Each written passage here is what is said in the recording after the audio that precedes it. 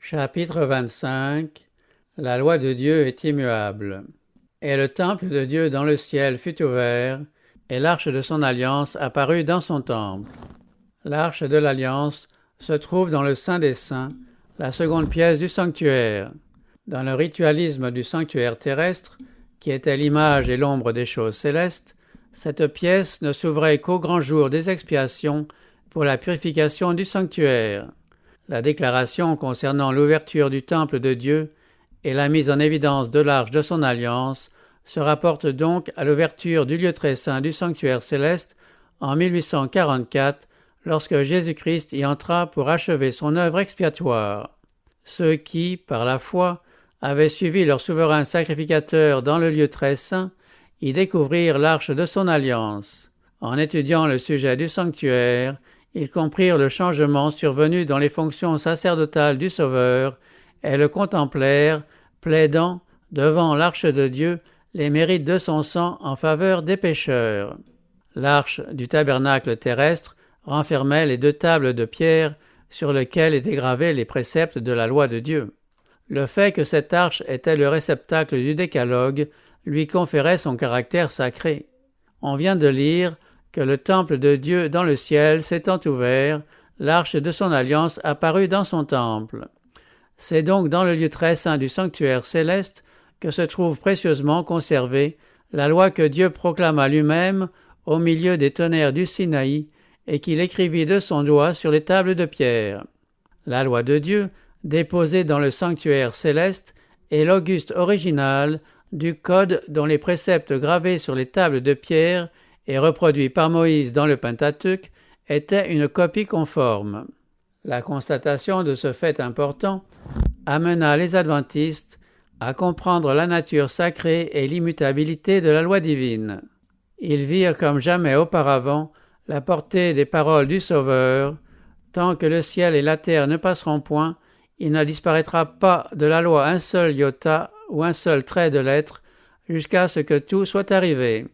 Révélation de la volonté de Dieu, transcription de son caractère, la loi de Dieu, en sa qualité de témoin fidèle qui est dans les cieux, est impérissable. Aucun de ses commandements n'en a été aboli. Nul trait de lettre n'en a été effacé. Le psalmiste s'écrie « À toujours, ô Éternel, ta parole subsiste dans les cieux. » Tous ces commandements sont immuables. Ils sont inébranlables pour toujours à perpétuité. Au centre même du décalogue se trouve enchâssé le 4e commandement tel qu'il fut proclamé à l'origine. Souviens-toi du jour de repos pour le sanctifier. Tu travailleras 6 jours et tu feras tout ton ouvrage. Mais le 7e jour est le jour du repos de l'Éternel ton Dieu. Tu ne feras aucun ouvrage, ni toi, ni ton fils, ni ta fille, ni ton serviteur, ni ta servante, ni ton bétail, ni l'étranger qui est dans tes portes. Car en 6 jours l'Éternel a fait les cieux, la terre et la mer, et tout ce qui y est contenu. Et il s'est reposé le 7e jour. C'est pourquoi l'Éternel a béni le jour du repos et l'a sanctifié.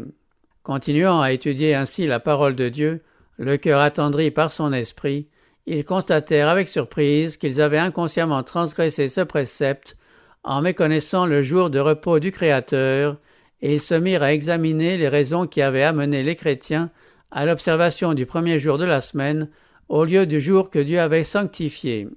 Mais ils ne trouvèrent dans les Écritures aucune trace de l'abolition du 4e commandement, d'un changement du jour de repos ou d'un texte prouvant que la bénédiction prononcée sur le 7e jour à l'origine lui eût jamais été retirée. Et, comme ils s'étaient honnêtement efforcés de connaître et d'accomplir la volonté de Dieu, s'avouant avec chagrin coupable devant la loi de Dieu, mais décidés à rester fidèles à leur Créateur, ils se mirent à sanctifier son jour de repos. Des efforts nombreux et sérieux furent tentés en vue de les amener à renoncer à cette résolution. Mais ils avaient bien compris que si le sanctuaire terrestre était une image, une ombre du céleste, la loi déposée dans l'arche du terrestre était une copie exacte de celle du céleste. Or, pour eux, l'acceptation de la vérité concernant le sanctuaire céleste entraînait la reconnaissance des droits de la loi de Dieu et l'obligation d'observer le sabbat du 4e commandement. Cela suscita une opposition acharnée contre l'exposé clair et scripturaire du ministère de Jésus-Christ dans le sanctuaire céleste. On s'efforça de fermer la porte que Dieu avait ouverte et d'ouvrir celle qu'il avait fermée. Mais celui qui ouvre et personne ne fermera, qui ferme et personne n'ouvrira, avait dit « J'ai mis devant toi une porte ouverte que personne ne peut fermer. » Jésus avait ouvert la porte du lieu très saint. Par cette porte avait jailli un flot de lumière, et l'on avait compris que le 4e commandement faisait partie de la loi renfermée dans l'Arche sainte. Ce que Dieu avait établi, nul ne pouvait le renverser. On découvrit ces mêmes vérités au 14e chapitre de l'Apocalypse. Les 3 messages de ce chapitre constituent un triple avertissement qui doit préparer les habitants de la terre pour la seconde venue du Seigneur. La proclamation « L'heure de son jugement est venue » attire l'attention sur l'œuvre de Jésus-Christ en faveur du salut de l'homme. Elle révèle une vérité qui doit être proclamée jusqu'à ce que cesse l'intercession du Sauveur et qu'il descende du ciel sur la terre pour chercher son peuple. L'instruction du jugement, commencée en 1844, se poursuivra jusqu'à ce que les cas des morts et des vivants aient tous été examinés. Elle durera donc jusqu'à la fin du temps de grâce. Pour donner aux hommes la possibilité de subsister devant le Seigneur, le message les invite à craindre Dieu, à lui donner gloire et à adorer celui qui a fait le ciel et la terre et la mer et les sources d'eau. Le résultat de l'obéissance à ces messages est indiqué en ces termes. C'est ici la persévérance des saints qui gardent les commandements de Dieu et la foi de Jésus. En effet, pour oser affronter l'épreuve redoutable du jugement, il faut nécessairement observer la loi de Dieu. L'apôtre Paul dit « Tous ceux qui ont péché avec la loi seront jugés par la loi » au jour où Dieu jugera par Jésus-Christ les actions secrètes des hommes. Il ajoute que ce sont ceux qui mettent en pratique la loi qui seront justifiés. C'est par la foi seulement que l'on peut observer la loi, car sans la foi, il est impossible d'être agréable à Dieu. L'apôtre sous-entend ici ce qu'il dit ailleurs quand il déclare « Tout ce qu'on ne fait pas avec foi est un péché ». Le premier ange invite le monde à craindre Dieu, à lui donner gloire et à l'adorer comme créateur des cieux et de la terre. Cela équivaut à une exhortation à se conformer à sa loi.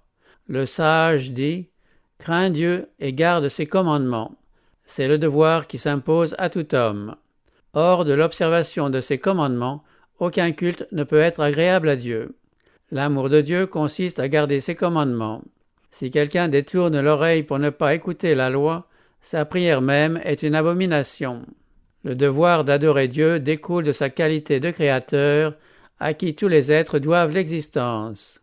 Chaque fois que les Écritures font valoir les droits de Dieu, à être adoré plutôt que les divinités païennes, c'est à sa puissance créatrice qu'elles en appellent. Tous les dieux des peuples sont des idoles, et l'Éternel a fait les cieux. À qui me comparerez-vous pour que je lui ressemble, dit le Saint. Levez vos yeux en haut et regardez. Qui a créé ces choses?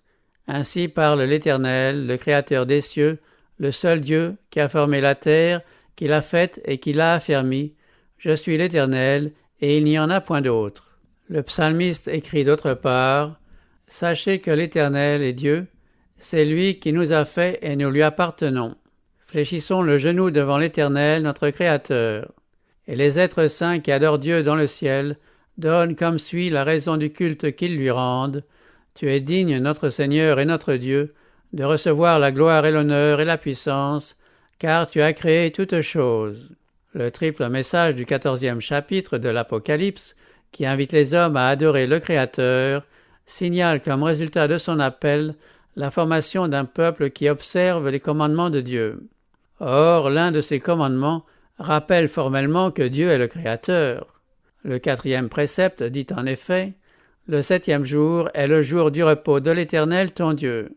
Car en 6 jours, l'Éternel a fait les cieux, la terre et la mer, et tout ce qui y est contenu, et il s'est reposé le 7e jour. C'est pourquoi l'Éternel a béni le jour du repos et l'a sanctifié. » Parlant de son jour de repos, le Seigneur ajoute « Qu'il soit entre moi et vous un signe auquel on connaisse que je suis l'Éternel votre Dieu. » Et la raison en est donnée, car en 6 jours l'Éternel a fait les cieux et la terre, et le 7e jour il a cessé son œuvre, et il s'est reposé. Ce qui fait l'importance du sabbat comme mémorial de la création, c'est qu'il rappelle constamment la raison pour laquelle il faut adorer Dieu, à savoir qu'il est le Créateur et que nous sommes ses créatures. Le sabbat est par conséquent à la base même du culte du vrai Dieu, puisqu'il enseigne cette grande vérité de la façon la plus frappante, ce que fait nulle autre institution. La véritable raison d'être du culte rendu à l'être suprême, non pas le 7e jour seulement, mais constamment, se trouve dans la distinction qui existe entre le Créateur et ses créatures. Jamais ce grand fait ne sera aboli et jamais il ne sera oublié. C'est pour nous le rappeler constamment que Dieu institua le sabbat en Éden, et aussi longtemps que son attribut de Créateur demeurera la raison pour laquelle il faut l'adorer, le jour du repos béni par lui restera son signe et son mémorial. Si ce jour avait été universellement observé, les pensées et les affections des hommes se seraient tournées vers le Créateur comme objet de leur adoration et de leur culte, et jamais on n'aurait entendu parler d'un idolâtre, d'un incrédule ou d'un athée. L'observation du repos de l'Éternel est un signe de fidélité au vrai Dieu qui a fait les cieux, la terre et la mer et tout ce qui y est contenu. De ce fait, le message qui ordonne aux hommes d'adorer Dieu et de garder ses commandements les exhortera tout spécialement à observer le 4e commandement. En contraste avec ceux qui gardent les commandements de Dieu et qui ont la foi de Jésus, le 3e ange signale une autre classe de gens contre les erreurs desquels il profère ce solennel et terrible avertissement. Si quelqu'un adore la bête et son image, et reçoit une marque sur son front ou sur sa main, il boira lui aussi du vin de la fureur de Dieu, versé sans mélange dans la coupe de sa colère. L'intelligence de ce message exige une interprétation correcte des symboles employés. Or, que représentent respectivement la bête, l'image et la marque? La chaîne prophétique dans laquelle apparaissent ces symboles commence au 12e chapitre de l'Apocalypse, avec le dragon qui tente de supprimer Jésus à sa naissance. Le dragon, nous est-il dit, c'est Satan. C'est lui en effet qui poussa Hérode à attenter au jour du Sauveur. Mais l'Empire romain, dont le paganisme était la religion officielle, fut le principal instrument de Satan dans sa guerre contre le Christ et son peuple au cours des premiers siècles de l'ère chrétienne. Il en résulte que si le dragon représente Satan, il représente aussi, à un point de vue secondaire, l'Empire romain sous sa forme païenne. Le 13e chapitre nous donne la description d'un autre animal qui ressemblait à un léopard, auquel le dragon donna sa puissance et son trône et une grande autorité. Comme la plupart des protestants l'ont cru, ce symbole représente la papauté qui réussit à s'emparer de la puissance du trône et de l'autorité de l'ancien empire romain. Concernant cette bête semblable à un léopard, on lit « Et il lui fut donné une bouche qui proférait des paroles arrogantes et des blasphèmes. Elle ouvrit sa bouche pour proférer des blasphèmes contre Dieu, pour blasphémer son nom et son tabernacle, et ceux qui habitent dans le ciel. Et il lui fut donné autorité sur toute tribu, tout peuple, toute langue et toute nation. » Cette prophétie, dont les termes sont presque identiques à ceux dans lesquels est décrite la 11e corne du 7e chapitre de Daniel, désigne indubitablement la papauté. Il lui fut donné le pouvoir d'agir pendant 42 mois. Le prophète ajoute « L'une de ses têtes fut comme blessée à mort. » Et encore « Si quelqu'un mène en captivité, il ira en captivité. Si quelqu'un tue par l'épée, il faut qu'il soit tué par l'épée. » Les 42 mois sont identiques à la période de un temps des temps et la moitié d'un temps, 3 années et demie ou 1260 jours de Daniel, et pendant lesquels la papauté devait opprimer le peuple de Dieu. Nous l'avons déjà dit dans les chapitres précédents, cette période a commencé avec la suprématie papale en l'an 538 de notre ère et s'est terminée en 1798. C'est alors que le pape fut fait prisonnier par les troupes françaises et que la papauté reçut une blessure mortelle. Ainsi s'accomplit cette prophétie. Si quelqu'un mène en captivité, il ira en captivité. Ici apparaît un symbole nouveau.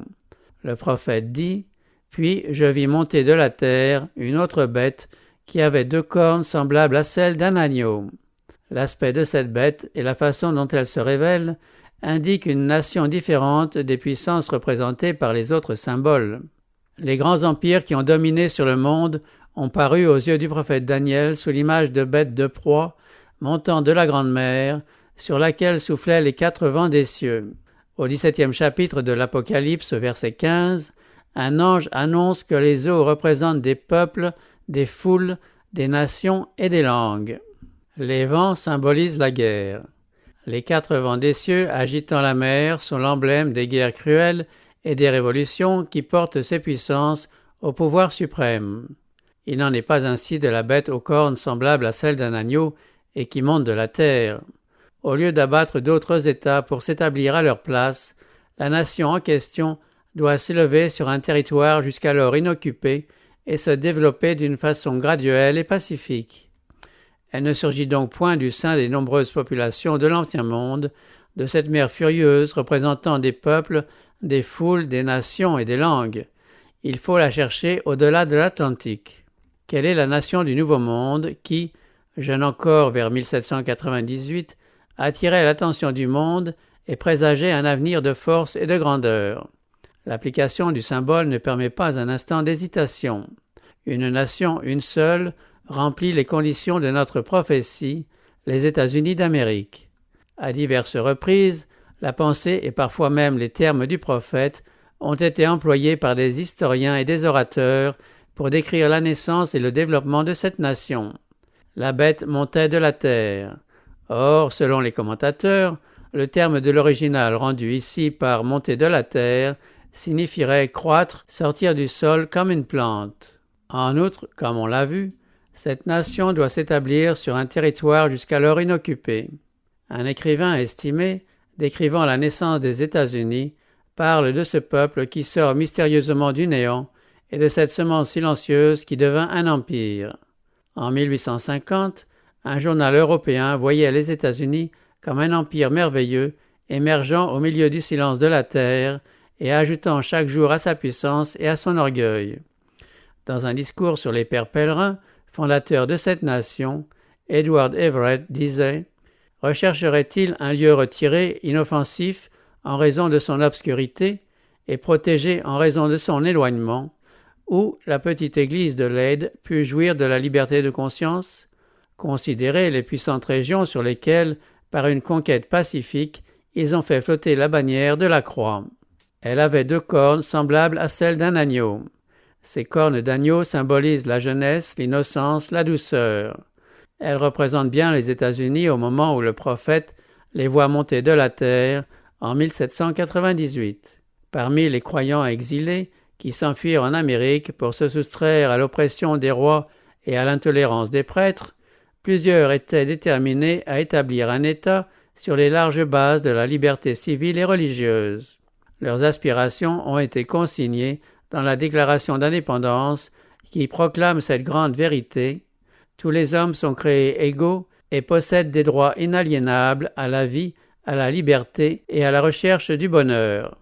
En outre, la Constitution garantit au peuple le droit de se gouverner lui-même par l'élection des représentants chargés par lui d'élaborer et de faire observer les lois. La liberté religieuse, elle aussi, a été assurée, chacun étant déclaré libre de servir Dieu selon sa conscience. Le républicanisme et le protestantisme, devenus les principes fondamentaux de cette nation, constituent le secret de sa puissance et de sa prospérité. Les opprimés de toute la chrétienté ont tourné vers ce pays des regards pleins d'espérance, des millions d'émigrés ont débarqué sur ses rives, et les États-Unis ont fini par prendre place parmi les nations les plus puissantes de la terre. Mais la bête aux cornes d'agneau parlait comme un dragon. Elle exerçait toute l'autorité de la première bête en sa présence, et elle faisait que la terre et ses habitants adoraient la première bête, dont la blessure mortelle avait été guérie. Elle disait aux habitants de la terre de faire une image à la bête qui avait la blessure de l'épée et qui vivait. Les cornes semblables à celles d'un agneau et le langage du dragon, chez cette bête, indiquent une contradiction frappante entre la profession de foi et les actes de la nation qu'elle représente. C'est par ses lois et par ses décisions judiciaires qu'une nation parle, et c'est par ces mêmes organes que la dite bête démentira les principes libéraux et pacifiques qu'elle a mis à la base de la chose publique. La prédiction disant qu'elle parlera comme un dragon et qu'elle exercera toute l'autorité de la première bête en sa présence annonce clairement l'apparition d'un esprit d'intolérance et de persécution analogue à l'esprit manifesté par les nations représentées par le dragon et le léopard. Et la déclaration « Elle faisait que la terre et ses habitants adoraient la première bête » montre que cette nation usera de son autorité pour imposer certaines pratiques religieuses qui constituera un hommage rendu à la papauté. De telles mesures seraient en opposition avec les principes de ce gouvernement et contraires au génie de ses libres institutions, comme aussi aux affirmations les plus solennelles de la Déclaration d'indépendance et de la Constitution. Afin d'éviter tout retour de l'intolérance et de la persécution, les fondateurs de la nation ont veillé avec soin à ce que l'Église ne pût jamais s'emparer du pouvoir civil. La Constitution déclare que le Congrès ne pourra faire aucune loi permettant l'établissement d'une religion d'État ou qui en interdise le libre exercice. Elle ajoute qu'aucune condition religieuse ne pourra jamais être exigée comme qualification indispensable à l'exercice d'une fonction ou charge publique aux États-Unis.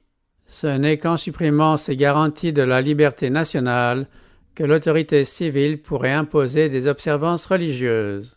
Or, telle est, d'après le symbole prophétique, l'inconséquence flagrante où tombera cette bête aux cornes d'agneau, professant être pure, douce, inoffensive, mais parlant comme le dragon, disant aux habitants de la terre de faire une image à la bête. Nous nous trouvons ici en présence d'une forme de gouvernement dont le pouvoir législatif est entre les mains du peuple, ce qui prouve une fois de plus que la prophétie désigne les États-Unis. Mais qu'est-ce que l'image de la bête et comment se formera-t-elle? Notons qu'il s'agit d'une image de la première bête érigée par la bête à 2 cornes. Pour savoir ce que sera cette image et comment elle se formera, il faut étudier les caractéristiques de la bête elle-même, c'est-à-dire celles de la papauté.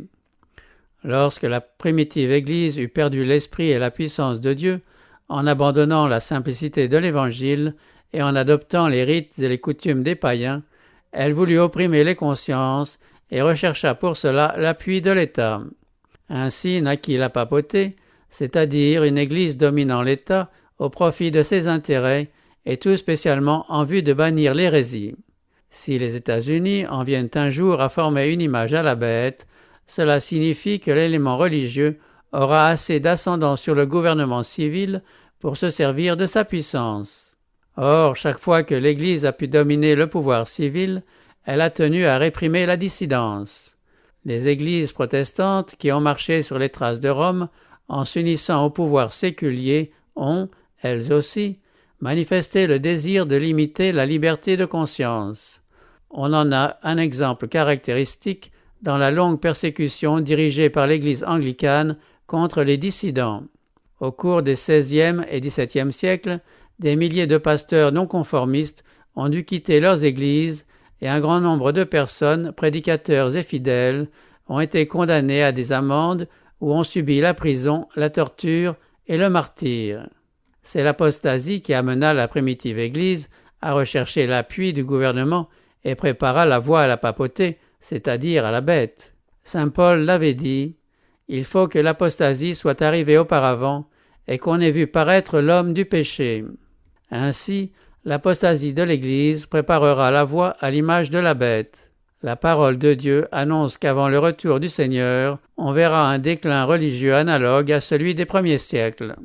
Dans les derniers jours, il y aura des temps difficiles, car les hommes seront égoïstes, amis de l'argent, fanfarons, hautains, blasphémateurs, rebelles à leurs parents, ingrats, irreligieux, insensibles, déloyaux, calomniateurs, intempérants, cruels, ennemis des gens de bien, traîtres, emportés, enflés d'orgueil, aimant le plaisir plus que Dieu, ayant l'apparence de la piété, mais reniant ce qui en fait la force. Mais l'Esprit dit expressément que, dans les derniers temps, quelques-uns abandonneront la foi pour s'attacher à des esprits séducteurs et à des doctrines de démons. Satan agira par toutes sortes de miracles, de signes et de prodiges mensongers, et avec toutes les séductions de l'iniquité. Et tous ceux qui n'ont pas reçu l'amour de la vérité pour être sauvés seront abandonnés à une puissance d'égarement pour qu'ils croient au mensonge. Parvenus à ce degré, l'impiété produira les mêmes résultats que dans les premiers siècles. La grande diversité de croyances parmi les protestants est parfois avancée comme une preuve décisive que jamais rien ne sera tenté en vue de les amener toutes à l'unité de la foi. Mais depuis quelques années, il existe dans les églises protestantes un courant de plus en plus puissant en faveur d'une fédération basée sur certains articles de foi. Pour assurer cette union, on évite de discuter les sujets sur lesquels tous ne sont pas d'accord, quelle que soit l'importance que la parole de Dieu y attache. Dans un sermon prêché en 1846, Charles Beecher disait « Non seulement le corps pastoral des églises évangéliques protestantes est entièrement formé sous la pression écrasante du respect humain, on y fléchit le genou devant la puissance de l'apostasie. N'est-ce pas ainsi que les choses allaient à Rome? Ne répétons-nous pas son histoire? Et que verrons-nous bientôt? Un nouveau concile général? Un congrès mondial? Une alliance évangélique et un credo universel? Alors il ne restera qu'un pas à faire pour parvenir à l'unité, recourir à la force. Dès que les principales églises protestantes des États-Unis s'uniront sur des points de doctrine qui leur sont communs et feront pression sur l'État pour l'amener à imposer leurs décrets et à soutenir leurs institutions, l'Amérique protestante sera formée à une image de la hiérarchie romaine et la conséquence inévitable en sera l'application de peines civiles aux délinquants. La bête à 2 cornes fit que tous, petits et grands, riches et pauvres, libres et esclaves, reçussent une marque sur leur main droite ou sur leur front, et que personne ne put acheter ni vendre sans avoir la marque, le nom de la bête ou le nombre de son nom. Or, voici la proclamation du 3e ange. Si quelqu'un adore la bête et son image, et reçoit une marque sur son front ou sur sa main, il boira lui aussi du vin de la fureur de Dieu. La bête mentionnée dans ce message, et dont le culte est imposé par la bête à 2 cornes, c'est la première bête, semblable à un léopard, la papauté.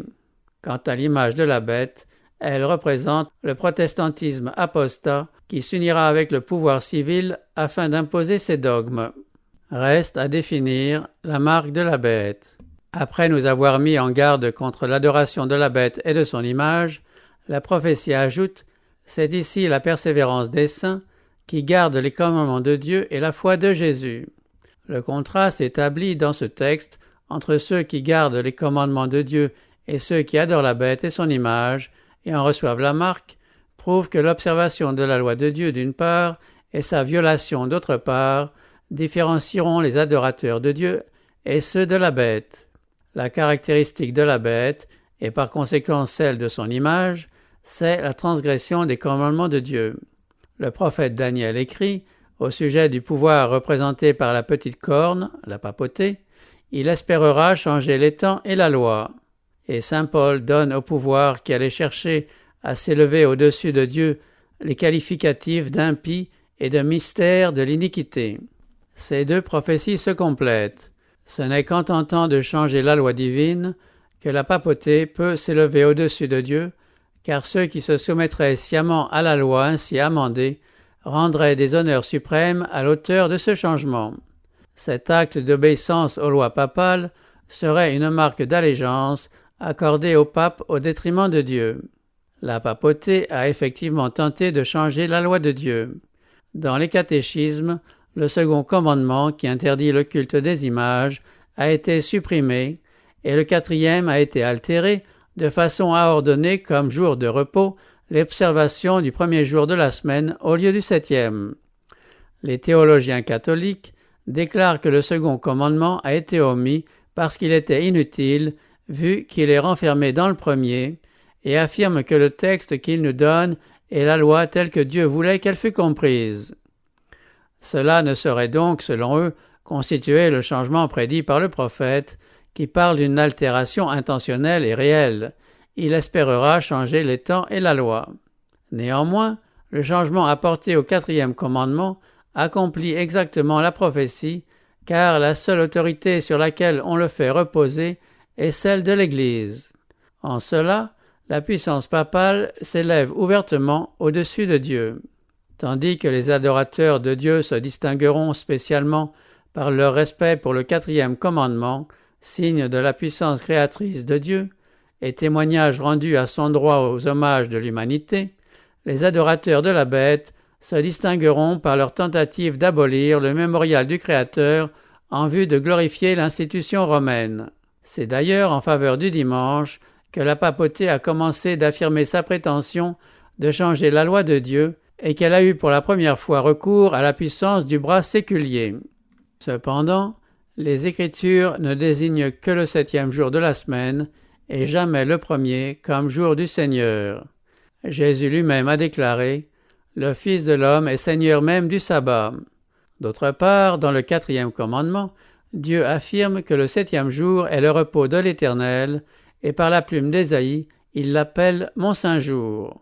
L'assertion, si souvent avancée, que c'est Jésus-Christ qui a changé le sabbat est démentie par ses propres paroles. Dans son sermon sur la montagne, il déclare « Ne croyez pas que je sois venu pour abolir la loi ou les prophètes, je suis venu non pour abolir, mais pour accomplir. Car, je vous le dis en vérité, tant que le ciel et la terre ne passeront point, il ne disparaîtra pas de la loi un seul iota ou un seul trait de lettre, jusqu'à ce que tout soit arrivé. Celui donc qui supprimera l'un de ses plus petits commandements, et qui enseignera aux hommes à faire de même, sera appelé le plus petit dans le royaume des cieux, mais celui qui les observera et qui enseignera à les observer, celui-là sera appelé grand dans le royaume des cieux. Les protestants reconnaissent généralement que la Bible ne sanctionne pas le changement du sabbat. On en voit la preuve dans des publications autorisées. L'un de ces ouvrages constate le silence absolu du Nouveau Testament en ce qui concerne un commandement explicite en faveur du dimanche ou en fait de règlements relatifs à son observation. Un autre écrivain affirme, jusqu'à la mort du Sauveur, aucun changement de jour n'avait eu lieu. Et rien ne prouve que les apôtres aient donné un commandement explicite en joignant l'abandon du sabbat du 7e jour et l'observation du premier jour de la semaine. Les auteurs catholiques admettent d'autre part que le changement du jour de repos est le fait de leur Église et déclarent que les protestants s'inclinent devant son autorité en observant le dimanche.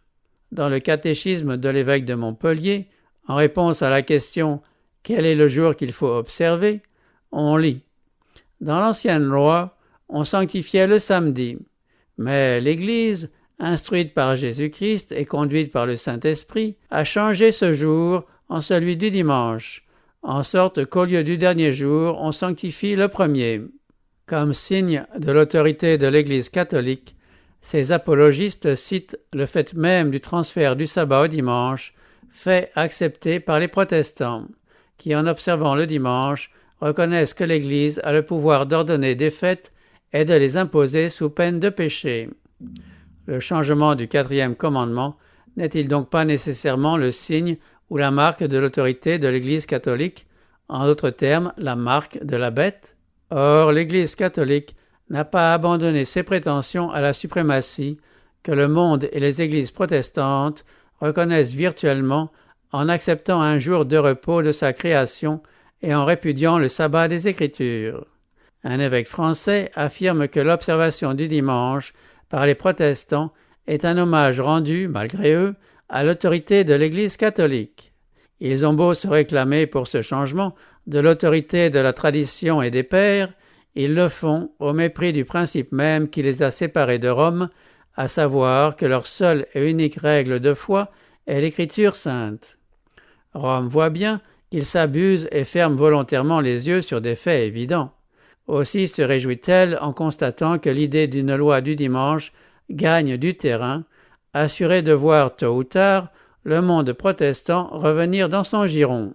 L'observation du dimanche imposée par des églises protestantes équivaut à l'obligation d'adorer la papauté ou la bête. En outre, en imposant un acte religieux par l'intermédiaire du pouvoir civil, les églises formeront une image à la bête. Il s'ensuivra que tout pays protestant qui imposera l'observation du dimanche rendra par là obligatoire l'adoration de la bête et de son image. Il est vrai que les chrétiens des générations passées ont observé le dimanche, convaincus que c'était le jour du repos prescrit par la Bible. Et il y a actuellement dans toutes les confessions, sans en excepter la communion catholique romaine, de vrais chrétiens qui croient honnêtement que le dimanche est d'institution divine. Dieu agrée leur sincérité et leur fidélité. Mais quand l'observation du dimanche sera imposée par la loi, et que le monde possédera la lumière sur le vrai jour du repos, celui qui, alors, rendra hommage à Rome plutôt qu'à Dieu, adorera la bête de préférence à Dieu, adoptera le signe de l'autorité de la bête au lieu de celui de l'autorité divine et obéira aux lois humaines plutôt qu'à la loi de Jéhovah, celui-là recevra la marque de la bête. Le plus terrible avertissement jamais adressé à des mortels est celui qui est contenu dans le message du troisième ange. Ce péché est particulièrement odieux puisqu'il attirera sur la tête des transgresseurs la colère de Dieu sans mélange de miséricorde. On ne saurait donc laisser le monde dans les ténèbres sur une question de cette importance. La mise en garde contre ce péché doit parvenir au monde avant que les jugements de Dieu fondent sur lui. Chacun devra en connaître les motifs et avoir l'occasion d'y échapper. Or, la prophétie déclare que cette proclamation sera faite par le premier ange à toute nation, à toute tribu, à toute langue et à tout peuple. L'avertissement du troisième ange, qui fait partie de ce triple message, ne doit pas avoir une publicité moins large. Il sera, dit la prophétie, proclamé d'une voix forte par un ange qui vole au milieu du ciel. Il attirera donc l'attention du monde entier. Dans ce conflit, toute la chrétienté sera partagée en deux camps.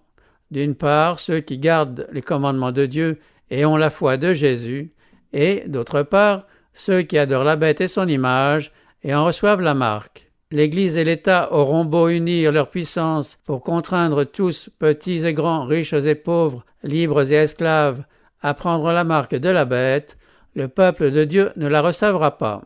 Le prophète de Patmos voit ceux qui avaient vaincu la bête et son image, et le nombre de son nom, debout sur la mer de verre, ayant des harpes de Dieu.